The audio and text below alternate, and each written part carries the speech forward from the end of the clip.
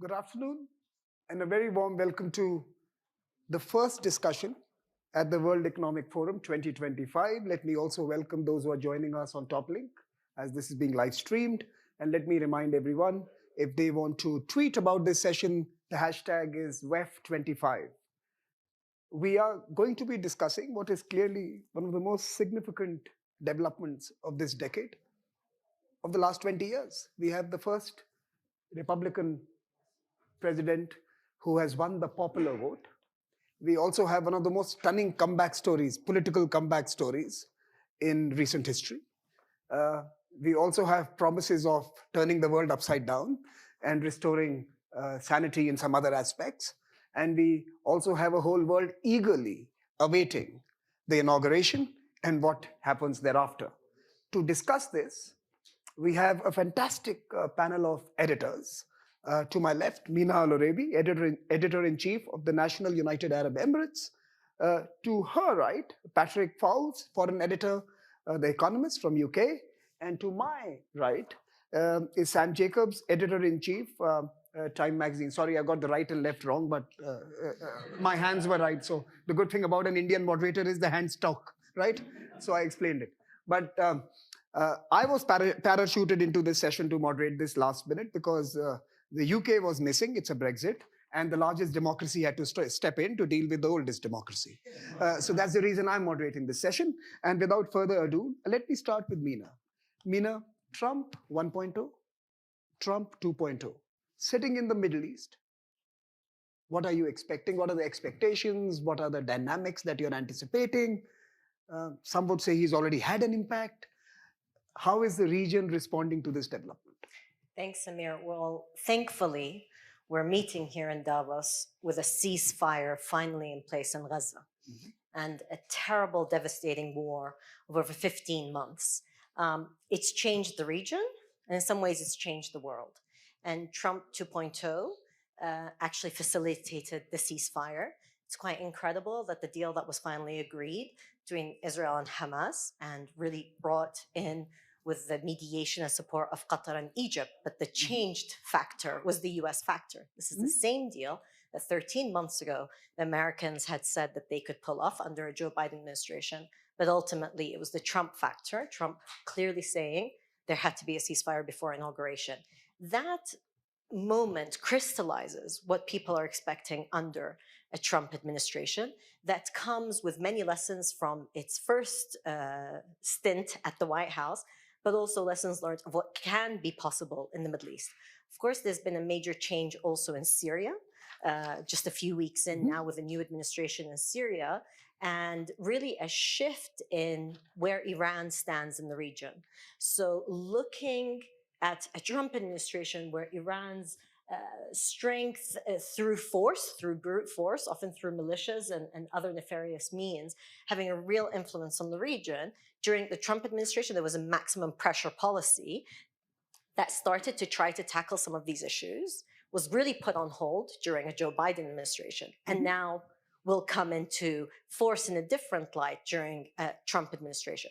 The one change is some of the main participants in the first Trump administration, like H.R. McMaster and other generals that were known to the region previously, are not there this time. So the military presence is less so in this Trump administration, and it's much more a business-focused administration or people who are going to be involved in the Middle East. And I think that's something people are looking to see what that means. So, Mina, I'm going to come back to you to understand how has the Middle East changed between Trump 1 and Trump 2, and who are the new actors there, other than the US, who are now going to exert themselves in what transpires in the future. And I'm going to come back to you. And I'm also going to talk about the two-state solution, which now seems to be something that the majority of the countries in the world are endorsing quite loudly. And how does that change, in many ways, the Trump dynamic that was set out in his first presidency? But let me first turn to Patrick. Patrick, you can also give a quick take on Trump 1 and Trump 2, how you think about the changes that you are likely to see and what has not changed. But also, in what are the early indicators in terms of the key foreign policy priorities or economic policy thinking, and of course, domestic policy issues that America always is consumed with? Yeah, so start with the domestic scene and Trump. He's going into this inauguration in a very different way from the first inauguration. And you may have seen the Wall Street Journal's just leaked some details of the initial speech. Instead of American carnage, we have a kind of optimistic can-do message for America. A much more convincing election victory for Trump than the previous result, which was contested. And there are strong signs that in some elements, the American public is quite strongly behind his agenda. For example, immigration and also the culture wars, gender and so on, where Trump's values are actually probably closer to the American average than President Biden. And that gives him, in some ways, a strong domestic mandate. In terms of the domestic priorities, just to start off, I mean, I think what we're going to see is the method has changed to reflect that increased confidence and, let's be honest, that improved mandate. And we're going to see a flurry of executive orders that will instantly sort of test the capacity of American institutions on immigration. We could see stuff on TikTok effectively overruling a congressional judicial decision. We could see states of emergency declared on various things, including trade. So he's going to go for it fast and big in a confident way. If I could turn to the foreign policy side of things, I think, again, it's a stunningly different picture for several reasons. One is that the world is colossally more dangerous than when he was first in office. We have 2 wars still going. I'm not as optimistic as you on the ceasefire. So 2 wars still going. We have what I call the 3 A's: anarchy in some parts of the world, see Sudan, the access of autocracies cooperating more, and then in some cases this new problem of asymmetry, see the Houthis, where the American power is unable to cope with them. And I think he's coming in at a time when American deterrence has collapsed around the world. People are simply not as intimidated by the superpower. So what will Trump do on foreign policy? Think American New York real estate tactics. When you're a company that's overburdened and strained, you do one of 2 things. You escalate, or in US real estate terminology, you kill the dogs. You get rid of the weak obligations you have. And that framework, I think, will apply to how Trump views problems around the world. And the 4th A, the Atlantic consensus, how is the EU-US relationship going to pan out? Well, it's one of the test case, and it's obviously going to be, really difficult. I mean, I see the Trumpian agenda essentially as a more comprehensive and forceful expression of American power on a much more limited geographic scope. So the more forceful expression of power includes things like renouncing international borders, which has happened in the last few days, and also the use of technology platforms to influence public opinion in other democracies, which is what we've seen with Musk and co over the last few weeks. So much more forceful use of American power, but at the same time retracting the geographic remit of America away from the idea it controls the whole world to a much more selective evaluation of its interests. Now, where is battleground number 1 for that set of issues? It's Europe. And Ukraine, of course, is the catalytic event that will show American commitment. I'm going to come back to Ukraine. I think that's an important question. And also, it's interesting to take a look at the list of leaders who are attending the inauguration. And that's something to reflect on as well. So I'll come back to you on that, Patrick. Let me turn to Sam. Sam, a quick take on Trump 2.0 from you, because it's only fair that you state your thinking on that.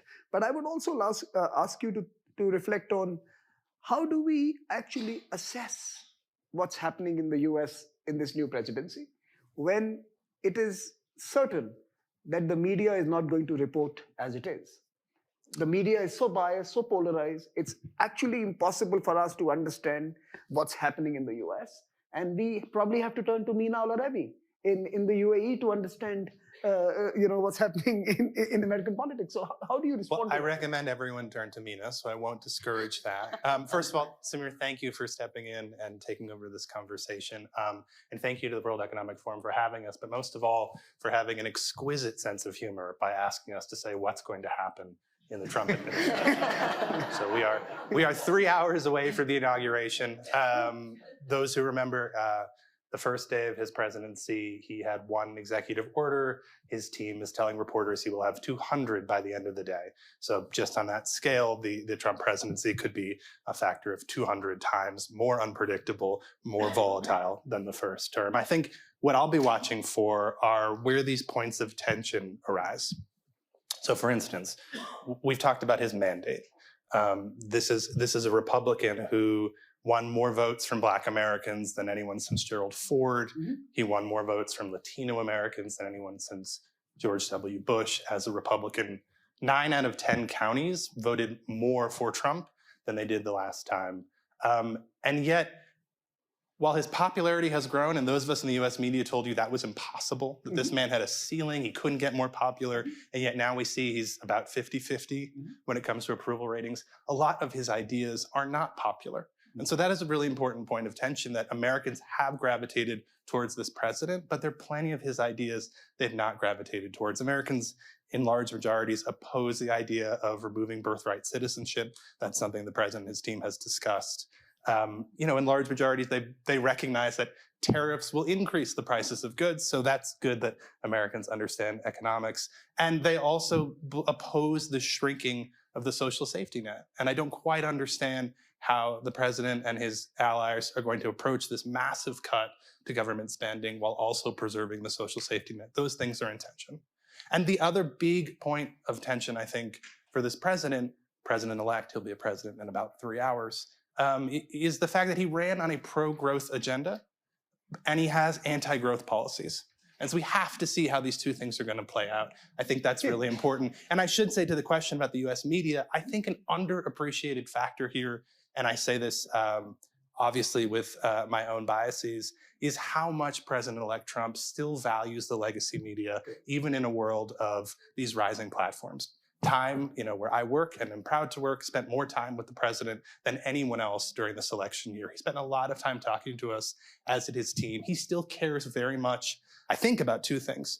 One, what the markets tell him, and two, how the legacy media is covering him. So even while we see these disruptive forces, even while we see this amazing growth of international media, I do think he will still be looking towards publications like Time, publications like the New York Times and others, to understand how he's doing and what's acceptable and what's not. No, so let me, since you have raised this important point, let me ask you the question on X, the former Twitter platform, and the power of podcasts and the Rogans and others who today command millions of viewership. So how difficult from a media perspective is it engaging with a leadership or a presidency like Trump? Are you guys resetting your organization to be in many ways more agile and more nimble to deal with someone like him? Time had the opportunity to sit down with Joe Biden this year too, which very few people did. But this is an administration that likes talking to the press, that believes in having conversations and exchanges, that is in fact operates in a very open way. So I would say judge them by their actions and not their words. Are they spending time? Are they giving briefings? Are they giving information? Obviously the drama of the first presidency was a major focus for the press, but I think it's important while certainly there are legal issues and certainly there are threats against free speech in America, and certainly the president attacks the press, he also really loves the media. And I think that's an important thing to keep in mind. In fact, the vice president-elect at that time was, before the elections, was making it a point to actually go to those big legacy media houses that were considered to be not necessarily favorable. Patrick, do you want to come in on this? Yeah, I mean, I think there's two different questions you're asking, right? One is the extent to which the administration cooperates actively with the press and observes the norms. And the answer is it will to a degree, but based on the behavior last time, I think it will be in some respects quite hostile, and we've already seen media owners of various flavors try to curry favor with the administration, which sends you quite a strong signal about what they expect to happen. The other question is what extent the media gives an accurate guide to what's happening in America. And I think, again, we've had a pretty disappointing election campaign in that respect. The polling system, which is often run by media companies, has proven again to be really quite inaccurate. And the base assumption was that Biden was fit enough to be elected. That turned out to be wrong, and I think that's a huge failing on the part of the media, really, the establishment media. And then also that it's then bigged up Kamala Harris, which proved to be a bad decision, and then again didn't really anticipate Trump. So I think the legacy media has a big problem, and it's coming at a time when the disruption of the business model rumbles on for the big media houses. Does that mean I'm pessimistic about free speech and truth in America? Not really, because it's the largest, most vibrant, most riotous arena for speech and ideas in the world too. And I think it's possible from that to kind of have a kernel of truth that still comes out. The one game changer I do think is the marriage of Musk and Trump, or at least maybe marriage is the wrong word, or maybe there'll be a divorce within a few weeks. But I think that is very important, and Zuckerberg's decision effectively to suspend these constraints and possibly the banning of TikTok, or as some kind of deal perhaps that creates an entity that's beholden to Trump in some way. And I think they will be using that media platform much, much more aggressively to try and influence public opinion in the US. But as I mentioned before, also overseas. Also overseas, and obviously places which don't have free media, China, Iran, Russia, for example, are largely immune from this. So paradoxically, it's actually the allies and democracies where the Trumpian distortion of... If you were in Berlin, you would complain about something like this, for example. Well, in fact, Chancellor Scholz already has. Yeah. Correct. Mina. But I would say it's also happening at a time when deep fakes have become much cheaper to produce and are proliferating. So actually, independent of how the Trump administration is dealing with the media, there's going to be increased confusion, and the speed of fake news traveling, whether they feed into that or not, is really a challenge, and it's challenging media globally, not just, of course, the US. So it could, in some ways, actually help the legacy media, where people will come back to them to verify, did Trump actually say this? What would happen?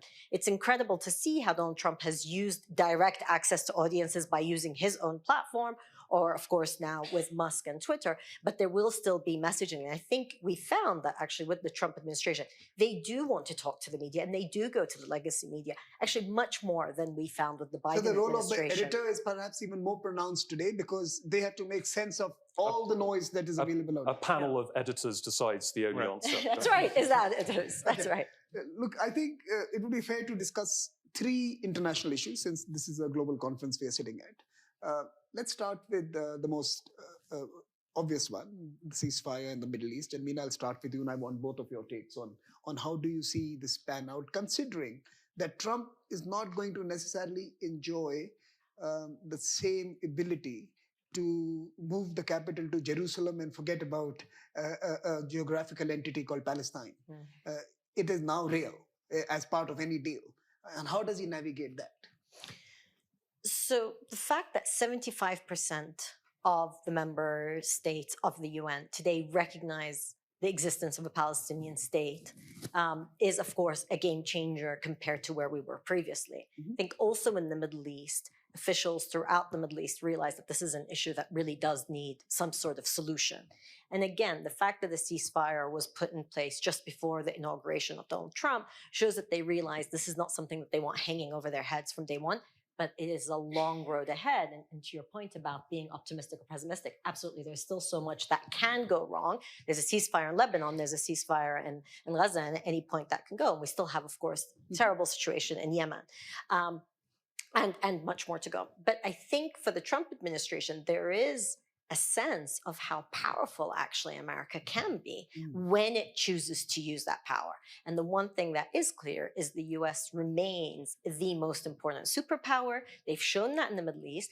American economy has knock-on effects globally, but again, with the Middle East. So I think actually geographically and the geographic reach of the US is much greater, with the difference that now, of course, the Afghanistan question is closed. And even though it was Donald Trump who said we need to withdraw, the shambolic withdrawal that happened from Afghanistan is really on the shoulders of the Biden administration, even if they try to shift blame.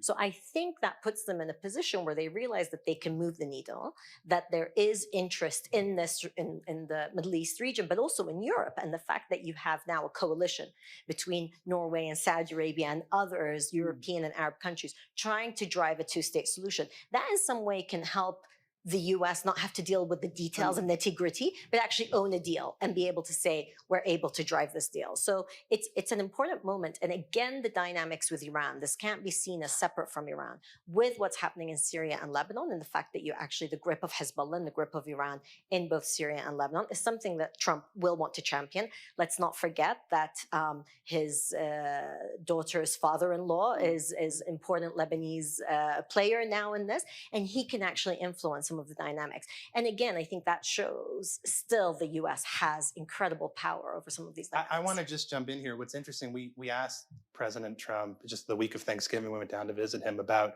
how he thinks about Ukraine, how he thinks about the ceasefire. And as perhaps you could expect, there was a level of confidence when it comes to the Middle East. He said, oh, that's very easy. It's very easy. Ukraine's a little harder, but the Middle East is very easy. And so there is a kind of sense of comfort and confidence. It may be completely misplaced, but there is a real sense of, well, we can take care of that problem. And it was interesting over the course of a few weeks, there were developments that seemed to come in the administration's favor, at least the developments that they were supporting. And of course, he has promised that he'll solve the Ukraine-Russia war tomorrow. So I think that we talk about the Trump effect, there are limits to it. And so we can see in places where it has proved effective, or at least where the administration believe it's proving effective. And then there are other places where... But Sam, if you were to be sitting in Europe today, and certainly if you were to be Zelensky... I think we are. That's right. Okay, good. Thank you. Thank you for having me. We're in Planet Davos. We're not in Europe. Okay, all right. Planet Davos. So in Europe today, and certainly in Central Eastern Europe, yes, there is a realization that you are looking at a bad deal. I think what's interesting, one of our reporters who's great on Ukraine, Simon Schuster, talked to someone close to Zelensky at the end of the Biden administration and said, how do you assess the Biden administration's legacy when it comes to Ukraine? And the answer was, we don't know. History will tell. Now, America spent $183 billion on Ukraine. I do not anticipate that President Trump is going to spend the same amount supporting Ukraine. And so the fact that there's a sense of suspicion and discomfort with how the Biden administration handled Ukraine really makes me concerned about what America's place is going to be in that conflict going forward. Patrick. Yeah, so first of all, on the Middle East, I think there's no doubt that Trump has made things better. As you've said, he seems to have been instrumental in getting the ceasefire. That doesn't mean one should be optimistic. And the reason is that what's been agreed, the first stage of the ceasefire, as you know, really doesn't answer any of the major questions. And it doesn't answer the question of, is it acceptable to Western powers or even the Gulf states to have Hamas still in control of Gaza, and that's the signal they're trying to send in the last few days that they are in control. It doesn't settle the crucial question for Israel of whether it retains a right to intervene militarily in Gaza under certain circumstances.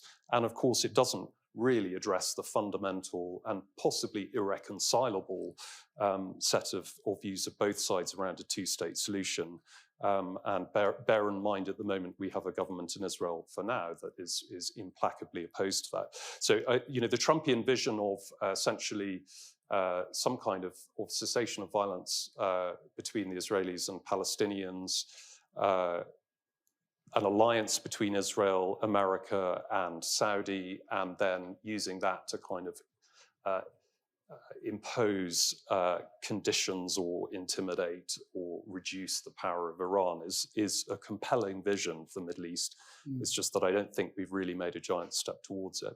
On Ukraine, the picture, I think, is Russia continuing to cause enormous attritional damage to Ukraine, both in terms of sort of incremental terrain gains and casualties, and imposing acute strains on Ukraine's political system, including the legitimacy of Zelensky.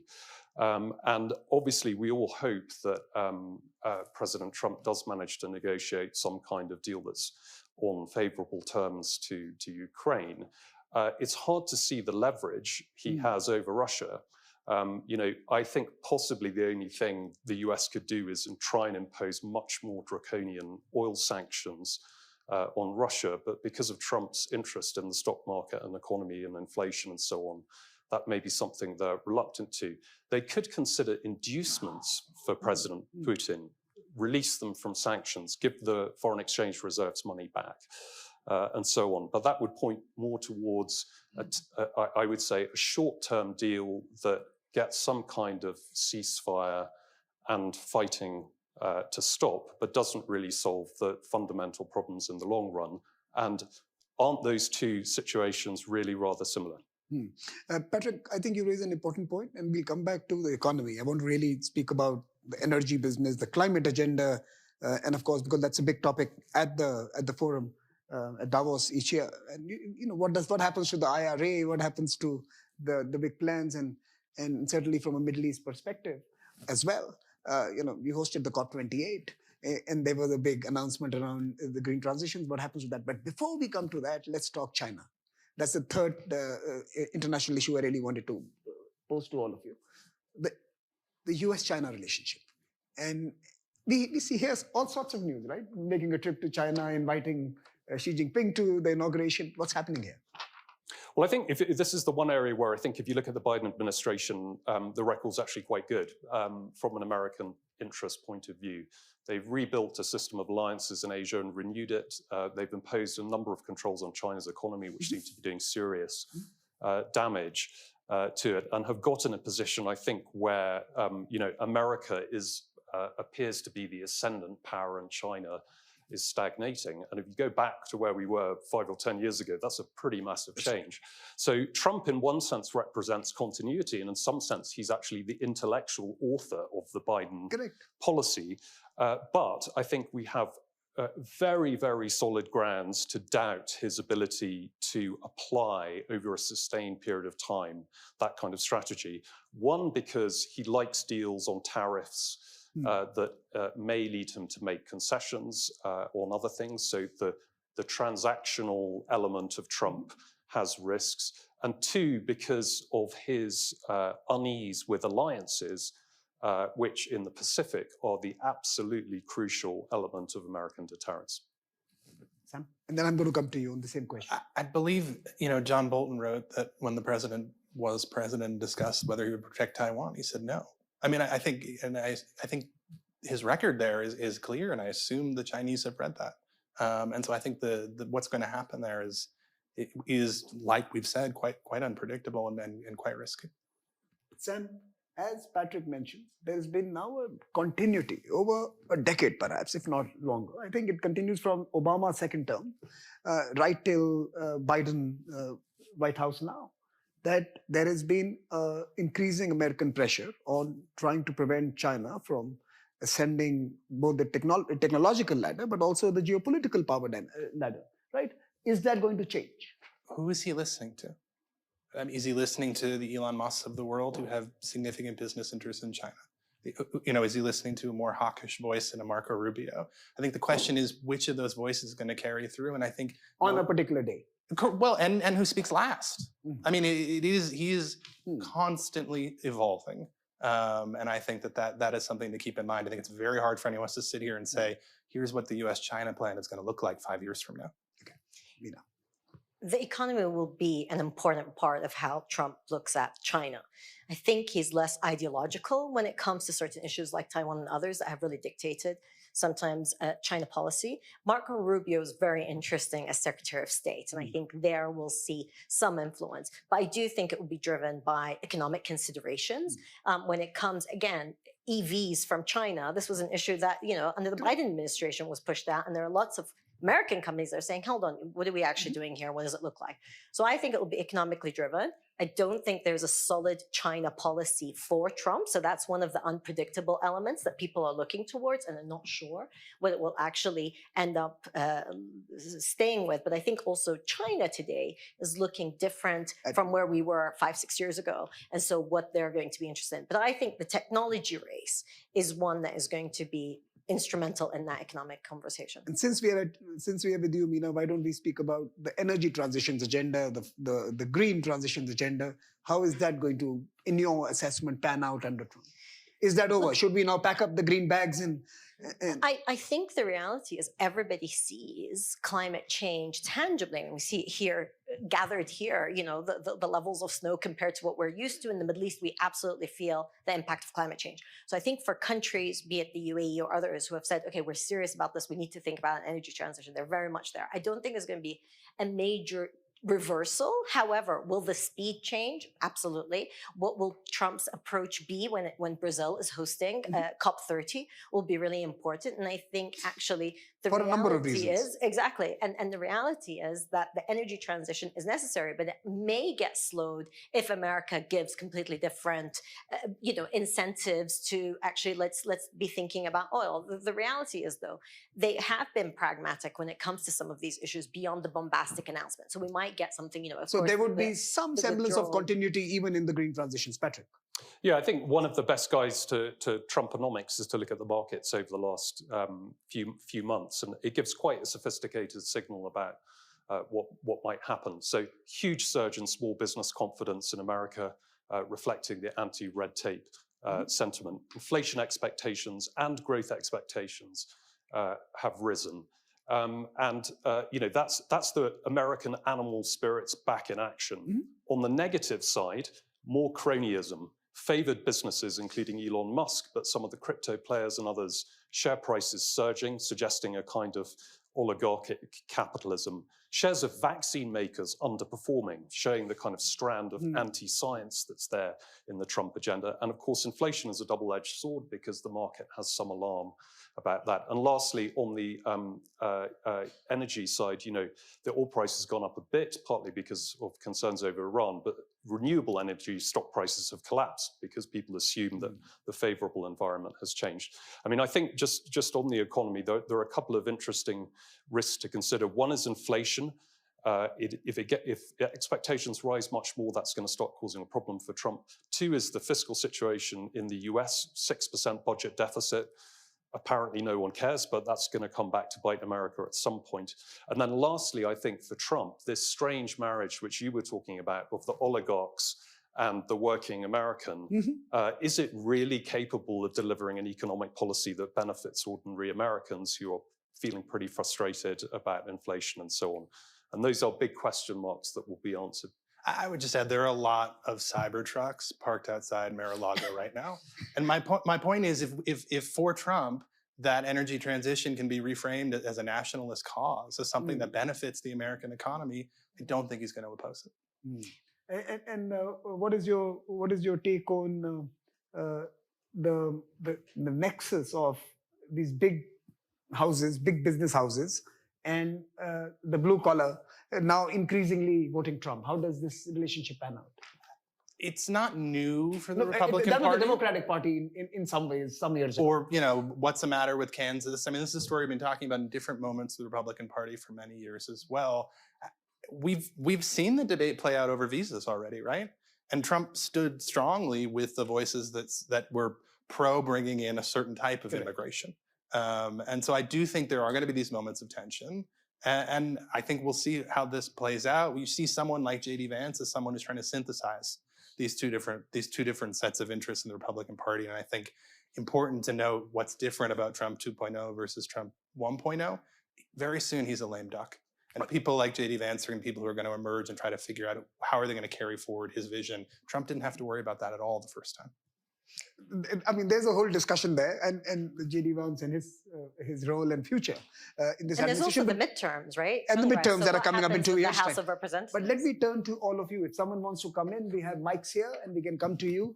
Please raise your hands, get our attention, and we'll turn the mic to you to pose some questions. Perhaps we can take. I think there might be one behind you there. There's one behind me. There's one here.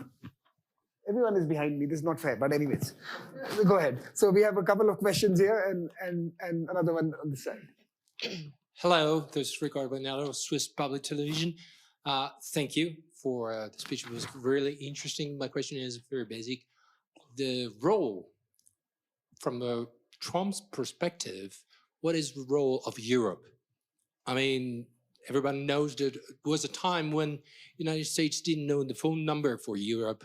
And recently they said the phone number for Europe is the Prime Minister of Italy. And the Prime Minister of Italy is in Washington right now. Correct. And the Commission is not very happy about that. So in the perspective of the United States, what it's in mind? I mean, Europe, is it what for the United States? And what's this destiny? Can you share the mic with me? Go ahead. And what is the reality for Africa? What is in the Trump lucky packet for Africa? And there was a third hand somewhere. It's right here. Can we bring the mic here? Let's take these three questions. Let's bunch them and come to you.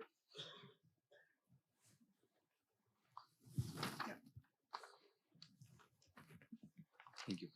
Well, thank you so much for this. My question has to do with Latin America. So you mentioned that the US is withdrawing and getting more selective on the regions, and they also mentioned the maximum pressure strategy. So I'm wondering, many people have talked about a return of the Monroe Doctrine in a way, and we're seeing, Marco Rubio in State Department, Mauricio Claver again as an envoy for Venezuela, and well, all this talk over Canada and the Panama Canal.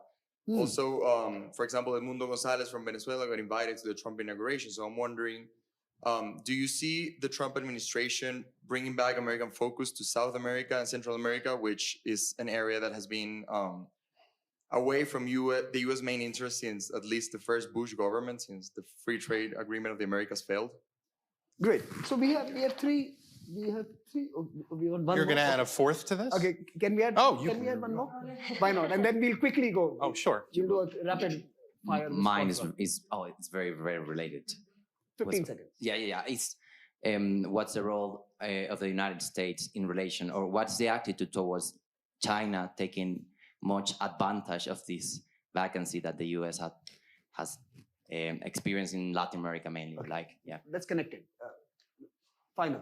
So my question is also about the China-U.S. relations, and under Trump, it has become increasingly decoupling from China, including the ban on TikTok and also the tariffs. And what do you think are the factors behind this phenomenon? And how will the tariffs impact the China-U.S. relations? Thank you. Okay, so we have 5 questions. We have 8 minutes. We have 3 speakers. That's the equation. Can you solve that equation? And you have to give me 30 seconds to thank you in the end. So 2 minutes each, and you can pick and choose what you want to respond to. And if I think there's an important element that's been left out, I'll come to you. Go ahead. Well, I can do. Why don't I do Europe and tariffs and China? So Europe. Problem A is Europe hasn't really got its act together. It's had a long time to do it. The defense situation is still kind of risible, really, in terms of the level of mobilization and coordination to take America's place if that's required. So that's one thing. So Europe is coming from a position of weakness, which is always bad with Trump. The other thing is we have, notwithstanding your point about Meloni, we have the 2 core engines of Europe, France and Germany, in very difficult political situations, which will rumble on even after the German election as a coalition is built for some time. And I think that makes Europe the vulnerable party here, and that's a bad place to be. On tariffs for China, I think it's priced in already, and you can see the foreign exchange markets have been moving over the last month or two to basically kind of signal that the market's adjusting to a 10 or 20% tariff. Is it helpful? It's really not helpful at all for China, and makes things even worse. And China's ability to restart its economy is one of the central conundrums that will happen over the next few years. I would take this question and just pull back from it a little bit, which is to say the core of the strength of Trump's rise also sits inside of the weakness, right? So we have these movements for populism. We have a rising China still, despite whatever the kind of concerns are. We have these issues around global migration. We have these issues around climate change. All of that is driving a fury, which is driving Trump to office. And now in 3 hours, they're all his problem. And so all of these concerns about what's going to happen all over the world is no longer something that creates frustration and anger in the American voter, which leads to the election of Trump. It's not something he has to deal with. And so he is both the beneficiary, and now he's going to have to manage all these different questions. And I don't think for very long he's going to be able to say, this is the Biden-Harris administration's problem. And what about the question on the Monroe Doctrine and the Panama Canal and Greenland and Canada? I mean, his fascination with Greenland is nearly a decade old. In fact, it's an American fascination. This was discussed in 1947. We thought, well, maybe Greenland looks interesting. It's certainly, the guy loves real estate. You know, you can't deny, Canada would be nice. You know, and maybe the canal, and I mean, he thinks in that way, and I think he sees the world in a transactional way, and I think that I think we're all laughing about Greenland, and again, we shouldn't be in the predictions business. We're terrible at it, but like I think it's a real possibility. I don't think it's completely insane. I think something could happen. Look, just so that we're clear, Cody designed this panel to set the three of you up for failure. I appreciate that. You know, 3 hours before the inauguration, you three are now deciding the next 4 years of the presidency. Best of luck. But no one has yet spoken about the way, and I think that's an important question, Latin America. And the last 3 or 4 years under Biden, it was quite clear, and maybe it preceded Biden, but it was quite clear that China was the most important partner to most Latin American countries. Is it going to change under Trump? And I think that's the point someone was asking. Are we going to see America more engaged with Latin America as a serious geography of strategic importance? I can't say. I mean, we truly don't know. I don't think there's a consistent view from the administration today about how to approach these problems. I think the Argentinian role will be important. Clearly, there's a personal relationship there, and Trump, you know, thrives on strong personal relationships, and he just thinks, okay, this person can actually help develop that particular region or so forth. But I do think, and you know, like Sam, just thinking about the bigger picture, which is international law is incredibly weakened. Security architecture, Ukraine being a big part of that, but there is no real clarity on European security architecture. Security architecture in the Middle East is up in the air at the moment. And for Africa, security is a major issue. And the US has basically said, we're not interested, but also the French have pulled out. So there's a global moment here where Trump is coming, and the unpredictability that Trump represents is also unpredictability of the world. And so, yes, I think it's a very serious moment. And international norms are broken. Nobody can blame Trump for that. I think there are many other dynamics, but the US has played an instrumental role in breaking some of these norms. And as you know, I always will mention Iraq, and I think the Iraq War of 2003 feels like a long time ago. But there's things that have happened in the last 2 decades where it really does feel like there's a moment for a stronger international order, and perhaps one that is more transactional and that is based on, okay, these are national interests and that's what we're going to go after. And we've seen that's what voters want. And the moment in France and the moment in Germany now is, what does that look like in Europe? But also in Africa, you have African nations saying, okay, well, where are our interests? Because we clearly can't rely on old, you know, partnerships and relationships, be it in Europe. And that's why you see in China, but also in the UAE and Saudi Arabia and other countries around the world having roles in Africa that you couldn't have imagined 30, 40 years ago. So it is a moment of change and unpredictability. And it's not clear what the Trump doctrine will look like, but I think everyone feels like there is a moment for change that's needed. So a quick question to both of you. Biden administration at the very end saw the importance of investing in connectivity and infrastructure. There was the IMEC arrangement, but there was also an external investment agency created to fund projects in Africa and other parts of the world, to become development actors to prevent losing space in many of these countries. In your opinion, are we going to see America present in those sectors, connectivity, infrastructure, global development sectors, or are we going to see the real estate baron back? I think. Go ahead. America would do well to be involved in those infrastructure projects and think about connectivity. And I think, again, the world is changing. So infrastructure, real estate, yes, but actually you need everything that's around that that's going to make sense. However, are there the right people who can actually implement that and see it through in the long term? That's unclear for this administration. So I think within the US, Trump will repackage all of the Biden industrial policy, and it's going to carry on because it's very much up his street and is about physical assets, which is something Trump places great weight on. America will try and exert more influence over the world economy, but it will not do it through inducement, including the kind of things you were just describing. It will do it through threats and use of Tariffs. coercion, from technology controls to, of course, tariffs. And the desire to influence the world economy is there to a degree, but the tools will be very different from the post-1945 order. Sam?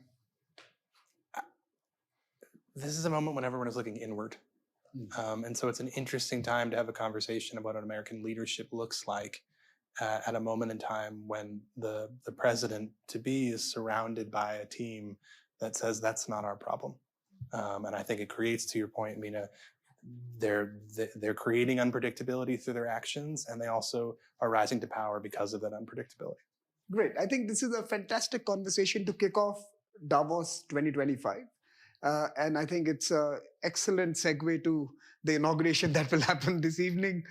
Thank you. Please thank the wonderful editors for joining us this afternoon.